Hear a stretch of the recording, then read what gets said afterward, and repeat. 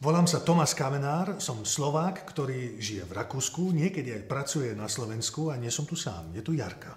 Áno, volám sa Jarmila Rozer a som učiteľka slovenského a nemeckého jazyka a mojou obrovskou vášňou je šírenie slovenčiny a nemčiny vo svete. Ja napríklad mám dve deti, Kupka a Emilku, obidvaja žijú v Rakúsku a je mi to veľmi dôležité, aby aj sa naučili po slovensky. Keby som napríklad bol Rakúšan, ktorý žije na Slovensku, tak aj mne by bolo veľmi dôležité, aby deti sa aj po nemecky naučili.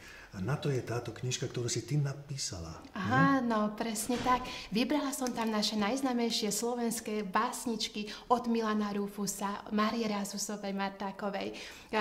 Napísala som tam aj slovenské povesti o Trenčianskom rade, o Považsko-Bystrickom rade. Tá knižka je obsahovo veľmi bohatá.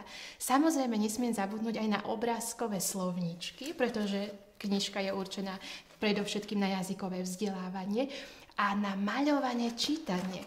Tieto knižky spájajú generácie. Môže čítať stará mama, ktorá je na Slovensku a môže prečítať i detko v Rakúsku, pretože sú dvojjazyčné. Sú v slovenčine a v nemčine. Červená čiapočka, kam čiapočka mala kam?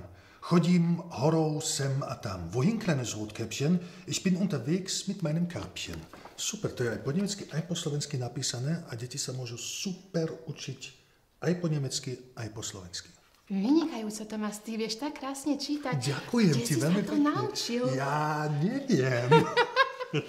Si presvedčivý. Nie, naozaj to odporúčam, je to krásna kniha a veľmi, veľmi dobre si to urobila. Ďakujem veľmi pekne, Tomás. Veľmi ma teší, že si našiel pre nás čas. Jasne. Majte sa. Čau, čau. Čau, čau.